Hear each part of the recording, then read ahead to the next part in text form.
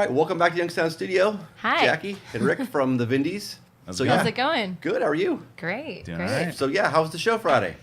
It was amazing. I mean, I was just telling you before we got on here that, it's like such a big room, Powers Auditorium, to be in. And when you're on the stage, like at rehearsal, looking out at how many seats there actually are, and you're like, oh my gosh, are we going to fill this up? And we did. It was an incredible night.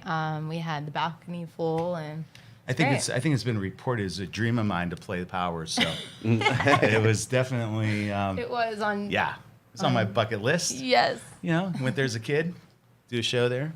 Yeah, so it was a blast. That's awesome. When you go into a show like that, do you guys have to kind of prepare for it any differently, or does the symphony kind of work around you? Do you guys just do your thing and then they kind of add their spin? I mean, how much sort of crossover is there in how you have to prepare? Well, actually, with this show, it was a bit more convenient. We did a symphony show with the Canton Symphony last year, a couple years ago, and all of our music was charted at that time. So we used the same charts for the most part. So as far as preparing for this show, it's a matter of them having the charts. We went in the day before, did a 3-hour rehearsal, just sort of ran through the songs. Basically, have to work on the start and the ending of some of the songs with the orchestra, and then you just go from there. I mean, they read along like a children's book, and we just have to do our part. So preparing is not like the best children's book. like which one? Which children's book would Jackie read? I don't know. The Hungry Caterpillar. Okay. There you go. That's what they probably think of Vindys music. Yeah. Like, the classical is like so complicated type of music, but then they do a pops concert and they're like, oh, 4 chords? Okay, great. well, the cool thing, because like a lot of the score, some of the songs really had that traditional disco, oh yeah, that was string fun. section, Lots in classic and ooh la la. So it really gave it that dancey disco feel with the orchestra behind us, which was I felt like added Donna a cool element Summer. to it. Is it challenging not to get lost? Like when the symphony's playing around you, is it hard not to get caught up in what they're doing and what they're kind of adding to your stuff and then all of a sudden like, oh crap, I missed this part. You know what I mean? Like. No, I mean, for the most part, like, we have our songs down, of course, and they have, like, it is very much separate. Like, the conductor is conducting the orchestra, not the band. Like, we're not paying, unless, I mean, it was our drummer's job to make sure that we were on time. I would not want to have Owen's job or a drummer's job, because they're the ones have all the pressure of keeping the band in line in the conduit between the conductor and the band. So the drummer's looking at the conductor. If you have the beginning part that has a certain tempo, And Owen honestly, is working with him in that Owen, way. our drummer, Owen Davis, he like filled that role like a pro. Like, absolutely. During rehearsal I was like, look, go you. Like I would be so nervous in that position. Absolutely. As a drummer. And then even some of the breakdown parts, I know that I had on guitar, I'd just peek around, look at the conductor, and just make sure, like, Love You More in that middle part. Yeah, so I have to make sure that I'm along with... Okay, so maybe we did look at the conductor from time to time. I mean, that would be my big thing. Like, if it was going on... But then you listen, you're like, holy shit, this sounds great. Yeah. Oh, you can I swear. swear? Okay. Yeah. Oh, okay, good. Yeah, you're fine. Children's book. No. Yeah. No, you're like, this sounds amazing. So it's like you get lost in the fact that you're listening to what, I mean, imagine having your music, and this was a thrill for me, having your music scored, and there's like 50 other musicians behind you. So you're trying to listen to what they're doing. Yeah. And My favorite you was get the lost. strings. I mean, I felt like I could have just stopped playing guitar. You should have. I should have. So could this be like an annual thing? Do you think going forward? Do you think this might be like a regular yearly kind of concert event with you guys in the Youngstown Symphony? I don't know. If it does become a thing, I might have to. I don't know. It's a lot. It's a lot. It's probably the most pressured shows that we've had playing with symphonies, just in general, just because of the anticipation, the working with the conductors. I mean, the conductor was amazing. Yeah. He's very down to earth. Eric Yeah, Oxner. Eric was amazing, but I think we were happy with everything and how the production worked out and how the night But went. we're getting more comfortable with it for sure. And I think they were happy as well. Yeah. I think it was a great night for both of us. Yeah, and they were able to, show off a little bit of their own classical music as well that they regularly perform during the season. So then our Vindys fans were able to get a taste of what the symphony does on its own, and then people who come out to see the symphony and don't see the Vindys regularly were able to see the Vindys as well. So it was a great night for both of us. Was it a little easier doing it this time around as it was maybe the first time you did it with the Canton Symphony? Now that you kind of knew what to expect, or were they too different, or were they? I guess I agree. Sure. I agree with you with your first assessment. Is that after doing it the first time, and then we did it a second time at Worthington and Columbus, and then we did the Youngstown, and it was we knew exactly what to expect. I didn't know what to expect the first time. Correct. At all. In Canton, Yeah. at all. No. Yeah. And it felt more comfortable in that way for me. Yeah, the production side of it, I think, has like the most difficult part of this whole thing because they're trying to mix a symphony with a rock band. So it's all about trying to isolate the drums and the guitars away from the symphony and trying to make sure that everything blends really well. So like that's like, to me, that's like the scariest part. I'm like, I want to make sure everything sounds right, you know? So that is a hard job, and they did a really good job with that. Dior is like a really good place for something like that. So, kind of speaking with kind of how you approach things, Rick, I know you've been involved in numerous bands over the years. What did you kind of learn from previous experiences in past bands, like say Cinematic, for example, or even any other band that you had kind of prior to this, that you've kind of been able to apply to working with the Vindys? That is a good question. I think for me, I like to say I'm probably the most experienced member of the Vindys. I'm a little bit older. I've played. I'll say experienced rather than old. I was like, yes, you are. Yes, you are. So I mean, in a lot of situations, I do know what to expect. I could walk into a situation and have had a similar experience. So I think in many ways I do offer that as a source of comfort for the band as we move through a lot of the but like experiences. also it's like new territory at the same time, because like it wasn't the same as it was 20 years ago. Like That it's is true. completely different. It is completely different. And quite frankly, the Vindys have done probably more shows than Cinematic did in its short, period that band is around. We probably have done more important shows as the Vindys. I mean, I don't know about that. I don't know. Cinematic. I mean, we AC/DC, opened for AC/DC. that was so- pretty cool. I mean, that's probably like right up there. I mean, and I tell you people still have like, us beat there. yeah, I mean, they could have run me over with the bus after that first show, and I would have died a happy guy. But however, we do some really cool shows as a band, whereas, Cinematic was a baby band touring behind major bands in a 15-passenger van in an RV, pretty much doing the same thing. It's just that the Vindys, we don't have the backing of a major record label. But I think I add experience value in a different decade. But I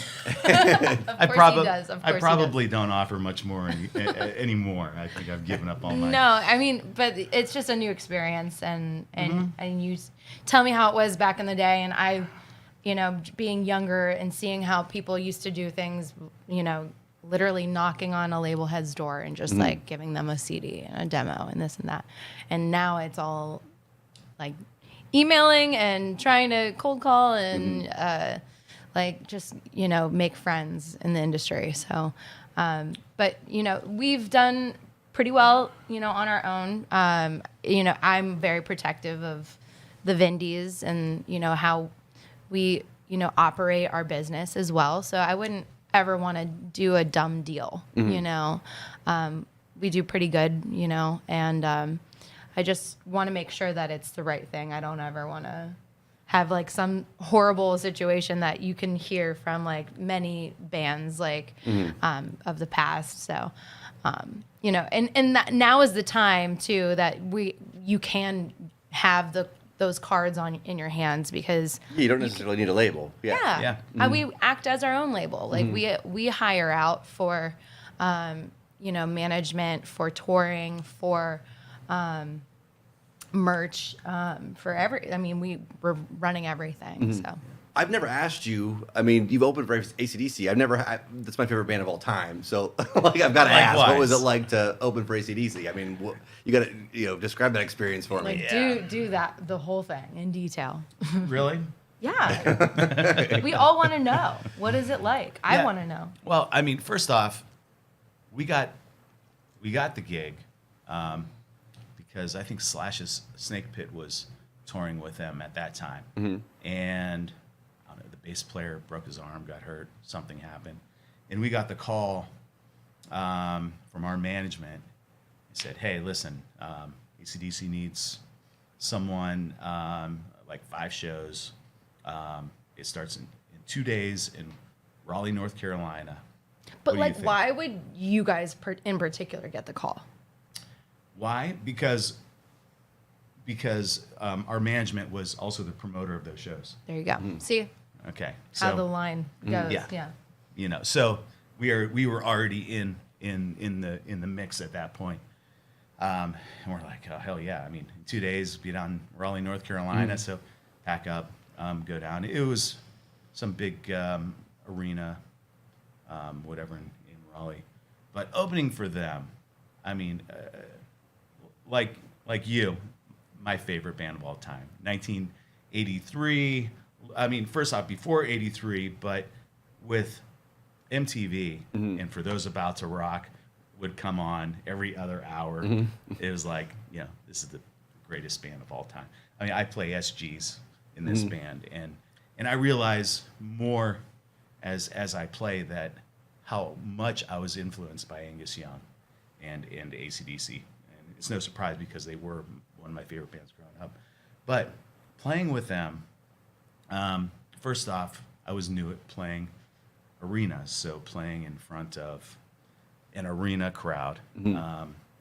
It was surreal. I mean, there aren't many words to describe it other than just pure bliss. When you hop on stage and you're supporting one of your favorite bands in an arena, time goes by at a different pace. It's sort of very slow, and then very fast at the same time. You're done with the set, and you're like, "Wow, that just happened!" Like, And what was the audience like at that point? Like, what kind of audiences at that point in time? That was like 2001? This was 2000. This was the Stiff Upper Lip tour. Yeah, gotcha. Stiff Upper Lip tour. I mean, it was probably the same audience they had 20 years prior, with maybe a couple more children in the, I mean, the audience was an older audience, for sure. And, I mean, specifically to do those shows, hang out, and watch, 4 or 5 shows back to back of theirs was amazing. Now, I met them on one of the shows, and I met Angus. He was gracious, super nice. These guys are like 4'5". They're very, like all of them? They're all very They're all tiny. tiny? Wow. I mean, I towered over them. Oh, man. And Malcolm, and I was like, Malcolm, thanks for having us. He's like, yeah, where are you from? I'm like, I'm from Youngstown. He goes, Youngstown? I remember Youngstown. Because I remember opening for Johnny and Edgar Winter at the Agora downtown. So this would have been in the 70s. Yeah. And he goes, and first off, when he's like, I remember Youngstown, I'm thinking, you're like this little Australian guy who's been around the world. How in the hell do you remember Youngstown, Ohio? And he's like, I remember Youngstown. He goes, I remember Edgar Winter. He hopped on the stage, He's like, I got enough cocaine for all you motherfuckers. He's like, the place went mad. He's like, the place, like, it must have been a substantial, some crowd that just went mad. That's He's crazy. like, I remember Youngstown. And I talked to Angus's wife for a while, and she repeated the stories of how AC/DC they made the same album 18 times. Or there was actually an interview where someone had mentioned to Angus, you made the same album 16 times. He goes, no, he said, that's not right. We made the same album 18 times, whatever the number was at that time. But no, it was a surreal experience for me. Yeah, that's awesome, man.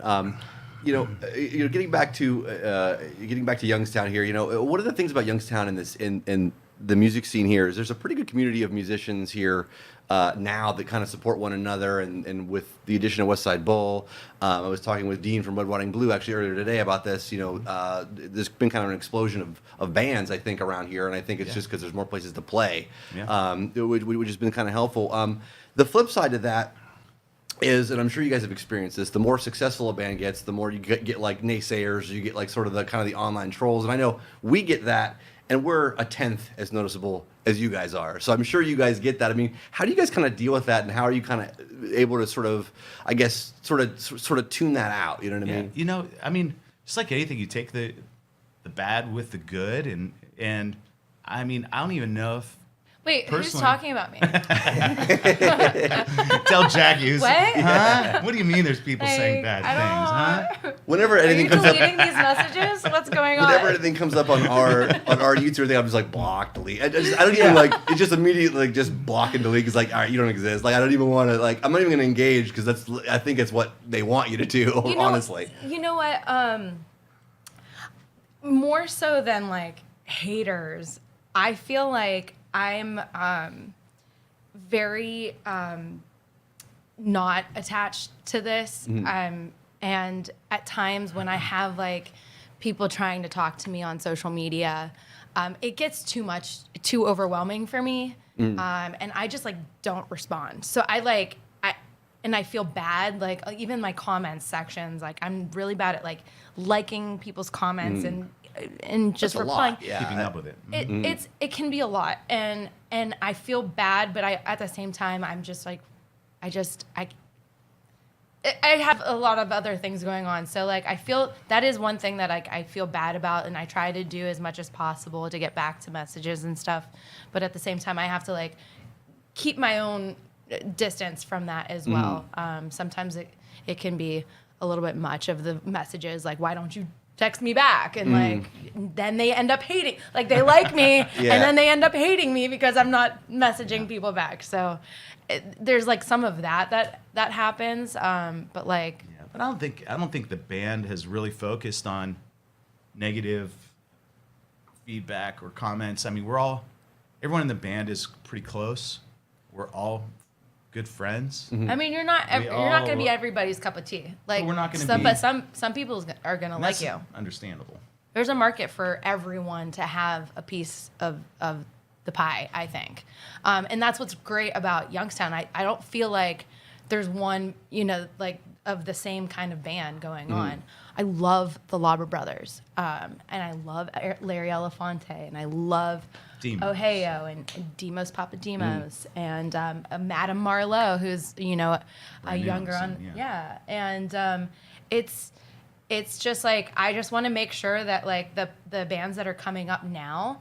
I mean, we've been doing this for 10 years. Like I want to support them. So I have them opening up for us at our bigger shows, and that's the name of the game. Like my drummer's not able to do the show next week. I'm calling JD Eichert's drummer Dylan Colad. I'm calling this or that person like to try and fill in. So we're all really much a unit, like in that way. It's like a musicians network in town. So that's the best way to support this area and this town is to support each other. Yeah, and there's like you said, it's very there's there's a lot of diversity here, and there's like I said, there's a lot more bands now than I think there was even 10 years ago. Like there would be these ebbs and flows where it's like there are no bands, like Yeah. it's like Yeah. you know what I mean, where you're just like, where do they all go, or Yeah. when like there's been times where there's just been like absolutely nobody, and now and now not only are there a lot more bands, there's a lot more good bands. There's a lot more good bands. Yeah. Yeah. I mean, I totally agree with you. And you're right. There are ebbs and flows, and there's probably, I know there's even more up and coming bands in the Youngstown area that we're not privy to, that I just see clips of. I'm like, wow, wait, where are these guys from? I'm like, Yeah. oh, they're from Youngstown. You have, I mean, Fifth and Aurora. You have. I don't start listing people because I then don't we're wanna gonna admit it, miss yeah. somebody and like it's not gonna be good. But I'm just saying, like, people that I don't know. We know some of those guys, but there's others. I mean, and yeah, but like it's the venues like Cedars and West Side Bowl that are making sure that everybody is seen too. There's not like, like a genre specific thing for West Side Bowl. There's not a genre specific thing to Cedars. But those two in particular have done so much for this community as far as getting, people out there, and having different size rooms is really important. And that's something that I would like to see more of in Youngstown, to see venues and venues that have good sound, that invest in good sound, because that was in the earlier days of the Vindys, that was really hard to come by. I was lugging my own PA system, my crappy Mackie speakers, and doing our own thing for quite a while until we started doing larger shows. So it's really helpful when a venue has a great sound system. So that's really important. For sure.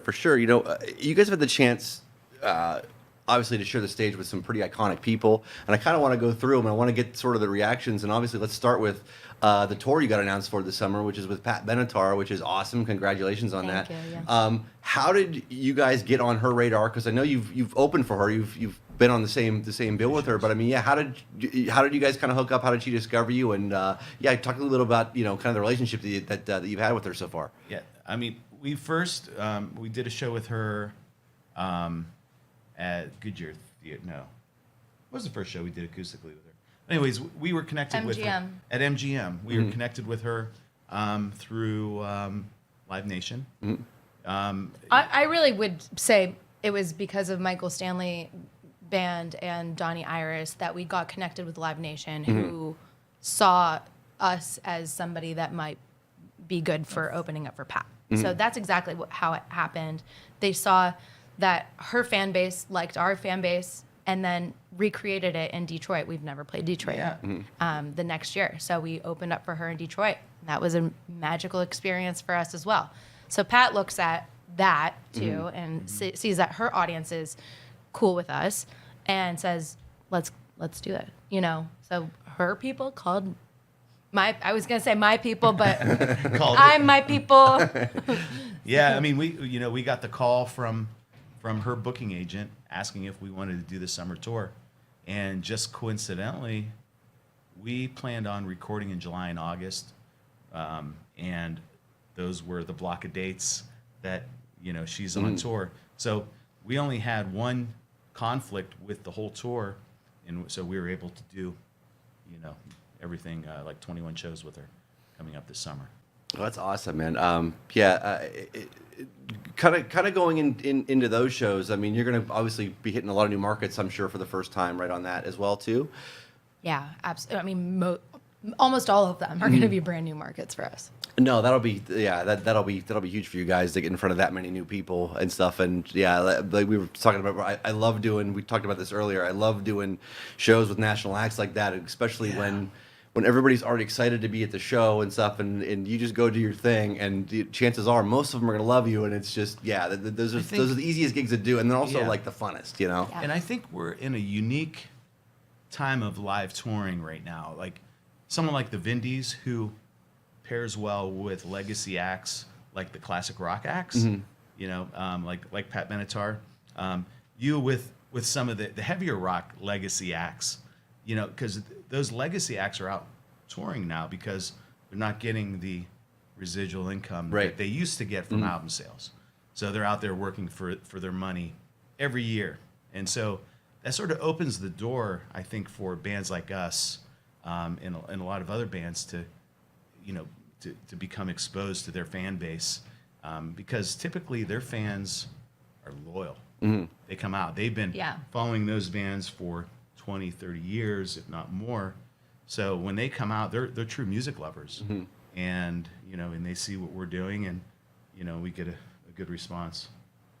So you guys also did the Vindys share the stage with Ann Wilson, or was that a Women in Rock thing, or was it describe to me that. I mean, how was that had to be one of the greatest vocalists of all time, obviously, and Ann Wilson. I mean, was that intimidating for you to share the stage with her, or to be on that same bill? You just never know, like, how a celebrity, I would say, like Ann Wilson or Pat Benetar or ZZ Top is going to act, So we really do approach every new gig with somebody as if they hate us. So, and they don't want anything to do with us. So your job is to make sure that you stay out of everybody's way and you're in and out quickly. Make it easy. Make it easy for them. And then if they seem approachable, then you're like, hey, can I get a picture or this or that? So when we opened up, well, first I should say, Women Who Rock has been an amazing organization that has paired their concerts with funding for McGee Women's Research Institute in Pittsburgh. For women's health research. And they've done, they've awarded, the first year we did it was Sheila E. was the recipient for the award for all of her contributions towards women's health research. So they do this annually. We've done it a couple times, and there was Sheila E. We opened up for Orianthe that night, and Rita Wilson, who's Tom Hanks' wife, who we didn't know that she was a singer, but she was great.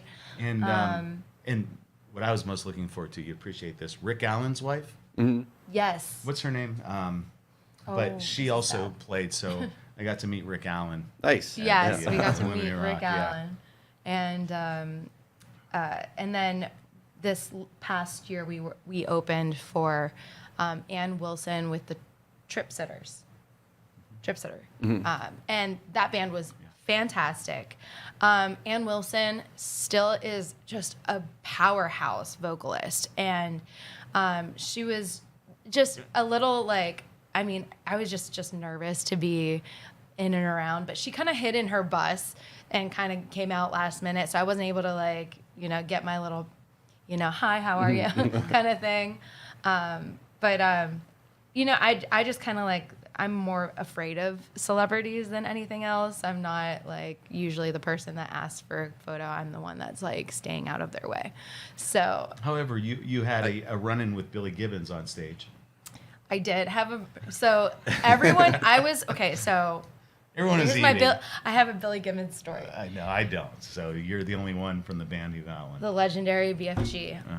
So I hurried up and ate backstage. The catering was amazing. This was, you guys opened for ZZ Top in Toledo, right? We opened for ZZ Top in Toledo. Yeah, a few months ago. We were eating catering, but I have to get ready because I have hair and makeup that I need to do. So I'm quickly eating, they're chilling out, and I'm walking behind the stage to find a stage manager for something. And I see Billy Gibbons on stage looking at our gear, and I'm like, he has a problem. He looks like he has a problem. I'm like, and I'm the only one around that's a Vindy that to do anything about it. So, and he's right by the keyboard, right? He's right by the keyboard, and he's just pointing. So I'm like, oh my gosh, Mr. Gibbons, I'm Jackie.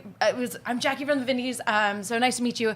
If you have a problem with anything or blah, blah, blah, blah. I literally came out like that. It was just word vomit. If you need anything, let me know. And he goes, whose keyboard is this? And I go, it's my keyboard player, Nathan Anthony's. And he goes, yeah, you're going to need to you hide that logo, it was the Nord Stage 3 keyboard logo, because it's pretty large. And It's he's large on the back, yeah. looking at it. He's like, yeah, no, people are not going to be paying attention to you on stage. They're going to be reading the back of the keyboard. To which I'm like, are you fucking kidding me right now? But in my head, and then I was like, yes, sir. Yes, absolutely, right away. Somebody get me gaff tape, stage manager, please. So he was absolutely stage manager, tapes it over. He goes over to Rick's amp, which is a Benson amp. And he's like, huh, Benson amp, huh? I've heard of those. Those sound pretty good. And I go, yes, and he also has a Benson pedal. I was like, he likes the amp. There's a Benson pedal over. So he goes over and looks at his pedal board. I'm like, Rick's not going to believe this right now. Like, he's looking at his pedal board. And he goes, all right, well, that logo can stay. So in my head, I'm like, He was what yanking just your chain happened? the whole time. He must have. But Absolutely. in my head, I'm like, what was that about? But then Nick was our sound engineer, Nick Moranto, that night. He was saying, yeah, he probably has he probably thinks that you shouldn't be advertising somebody's. Unless you're getting paid for it. Yeah, yeah. So somebody's brand, unless you're getting paid, which is a totally a fair, thing to say, which is fine. But I was like, Nathan, we're never taking that gaff tape off of the Nord again, because Billy Gibbons doesn't want you to be advertising the Nord Stage 3. Nice. So now you have a story about that. How was that crowd for you guys? Great. Yeah. Surprisingly, there was a ton of Vindys fans there too. Oh, yeah. The Toledo, people came up from Cleveland. And we've never played Toledo, so people were coming from Sandusky, Cleveland, Akron to come up, and that was great. Yeah. ZZ Top's one of those bands too, because they were out. I saw them just down here with John Fogerty when they came through. So like they're one of those bands that kind of has played with so many different bands too. So like you think of ZZ Top and you're thinking, oh, okay, it's going to be more like this harder edge kind of, and it's kind of not, like, because they've been around for so long, and they've also played with so many different bands and been on so many different bills that it's like it's such a melting pot and such a diverse audience for them too, which I think fits with you guys well. Yeah. I didn't realize how theatrical they were. I mean, he has a hairy guitar that they need to brush on the side of the stage. He had hairspray. Actually, he plays one song. He has one of Jeff Beck's guitars. Oh, nice. And that was the guitar tech took it out of the case and carefully took care of it, gave it to him. One song back in the case, and away from everything. Yeah. So many guitars. Nice. So, what's your guys' relationship been like with Donnie Iris? I know you've opened for him a few times now too. But kind of how did that was that another Live Nation kind of thing where you got hooked up with him? And kind of how's that been so far? Yeah. Was that from like a Jurgles gig that he saw us, maybe that he heard? No, we got that through Michael Belkin through Live Nation. Okay. Because Michael, the Belkins back in the day were they were the management company for Donnie Iris and Michael Stanley, but he did see us at Jurgles. I know he didn't have anything to do with us. He didn't have anything to do with us opening up for him. But He's he was so happy we did. The last time we did open up for him for his, just recently, it was like, oh, you're on that gig? Okay. We were in Bluestone in Columbus, that's right. And he was like, oh, I didn't know. That's great. Yeah, but I love Donnie. He's the sweetest guy ever. He is, I think at this point we consider him a friend. I mean, we'll go out and, have cigars with him. I mean, he does cigars at Jurgles or wherever and hang out. He's great. I mean, the guy was 80 years old, and he came over to Youngstown, had dinner with my family, and then we went out for cigars, and he brought his own bottle of Jack. I was like, this guy is a rock star. Nice. Yeah. He was true. great. Nice. Well, so do you guys have any? You mentioned recording and stuff, and are those plans going to be able to kind of go on still as scheduled? Like, in what sort of? I'm literally doing this as we speak. As far as like new music comes, what I mean? What's sort of on the horizon for that? Well, we're looking at in preparation for the tour, we're looking at recording one song and then pushing that out to radio into the markets that we're going to visit here in July and August. So there will be a new song coming out, not a whole new album, but at least a new song. A new song off of the forthcoming album, Yeah. I should say. Yes. I got you. Where are you guys recording at? Court Street recording with Mike Estock over there in Canfield. And he is been doing a lot of stuff for us on the last album as well for Bugs. And so we really trust him. He has a great ear. And so I think this is going to be a little different for Vindys listeners. But I'm always trying to, do something a little bit different. So it'll be good.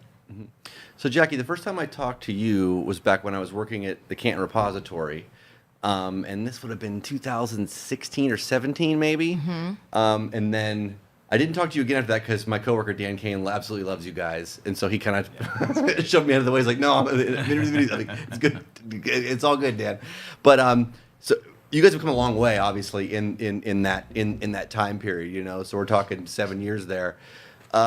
Looking ahead 7 years from now, where would you guys kind of like to be? Do you have kind of any kind of short-term, long-term goals, that you guys have like a list of, or? Just to be doing this still, Yeah. to be quite honest. And we talk about this in general terms, not exactly where we want to be, but I think over the past 7 years, I think the band has continued to have a forward movement. It's continued to have momentum.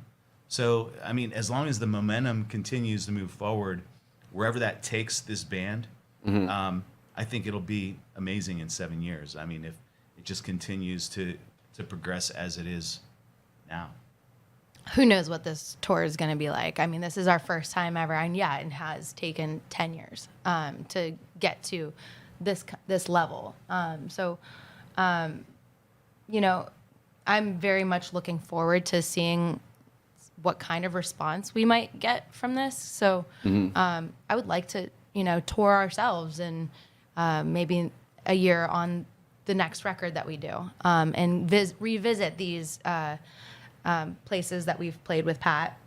That's kind of in my head right now, but, and anything could happen because I didn't know that this tour was going to happen. So you just kind of take every opportunity as it comes, and we've been just really really blessed with not having to run somebody down to hound them about getting us this or that gig. It's just kind of fallen on our lap. So yeah, I mean, just saying yes to every opportunity. I mean, we've done literally everything, and when I say that, I mean, from the back of an El Camino to the Pittsburgh airport terminal where we walk sometimes. I'm like, remember when we did an acoustic act thing for the Spirit Airlines, whatever. And that was one of the craziest. I mean, shows, yeah. Well, what's that story? Well, I got to hear this. I mean, if you talk about one of the weirdest shows you've ever, performed, it was. We got a call from Spirit Airlines, and there was an inaugural flight coming from Dallas to Pittsburgh. Yeah. So they wanted In us. return for them using our music in their, how they play music sometimes in and out of the plane for Spirit Airlines because we're used to flying Spirit quite often. Yeah, and They I were think like, they gave you us can like get free two flights and you can round bring your trip tickets. But we Yeah. played in the concourse, in the concourse, as that inaugural flight was coming So I was out like- into the concourse. We were cued to then start playing. Yeah, but to me, but I was then people didn't know that we were gonna play. So when they're walking out from their flight, they're looking. It's got to be at a weird us. gig, yeah. So it was just a three-piece. It was me, you, and Brian Brian Teeters. Teeters on cajon. But for me, I was like, which song do they want to use? Because we have a song called "Bang," which is probably not Not a good appropriate. one. How about "Too Long"? No, No. not good. Red wine. I don't know. They don't like their people drinking that much on. I'm like, what kind of, yeah, I was like every song I was like, should we play that next? I'm like, I don't know. Yeah, that sounds like one of the more odd gigs. Yeah, 'cause Their, to have. their I've had some- faces were the best when they were walking out and they saw us. Yeah. They're like, what's going on? they're like, congratulations, happy birthday. And it was weird, like logistically, because we had to go through, TSA, but then our gear had to go and get scanned and make its way on a cart to wherever it needed Yeah, to it took go. like and- 45 minutes to just get Just to to the get area. But it was fun. I get you. Well, any other, I know you guys every once in a while will do like sort of guest appearances and stuff. I've seen you guys both at Cedars and playing with Fred and all those guys and stuff as well. Doing kind of like those cover sets. I know, which I'm sure are a lot of fun. Anything Yeah. like that kind of planned for maybe later this year at any Actually, point? we were talking about possibly doing another Buckley one coming We'll up. in the do fall. Buckley again. Mm. I think that I would like to see that happen annually. Yeah. For sure. But in the short term, Jackie and I we're one of the and friends with the Dylan show that the Bob Dylan With thing coming up. Demos, With Papa Demos. Demos and Rick Blair, Blair. and several others. So we'll be playing a couple songs May 24th at West Side Bowl. And then, so I mean, when you get the call, you just say, And then I'm sure John will do a Tony Hawk or something else. I'm sure, yeah. He and Nintendo, his- one of the two. That's which are That's great. it. I haven't been able to see that show. I'm sure it's amazing. Not something that I would listen to, but like I'd go check it out. Yeah, absolutely. Any, Critique it. I know obviously you guys just played with the symphony, so you're just coming off of a local gig. Any other local gigs kind of in the works for maybe later this year and into the fall or winter, like maybe at West Side Bowl or something else local around here? Yeah, I mean it hasn't been announced, but there will be a West Side Bowl show coming in November. Okay. So we've kind of, everything's kind of just like right now it's just up in the air as far as like the logistics of everything. So Yep. I think we're playing. We're definitely doing Pat Benetar at MGM. Pittsburgh show at Thunderbird Cafe. Mhm. Yeah, and that is going to be a show that like we haven't played our own Pittsburgh show. It's always been with the Women Who Rock or at Stage AE with Common Heart. So this is going to be our Donnie. first headline show in Pittsburgh proper. So yeah, so come out to that one. And Wheeling. Wheeling, West Virginia, we'll Not too do far. like a wellness weekend with the hospital out there. They're doing a fundraiser.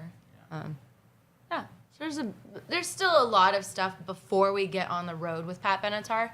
So just look out at thevindys.com for tickets for whatever. All right, well, awesome. Well, guys, congrats on all the success. Congrats on the Pat Benetar tour. That's awesome. I'm insanely jealous of that one. We haven't opened for her yet, but hopefully someday. Yeah, But yeah, thank you guys so much for coming in, man. And yeah, we'll see you guys again soon.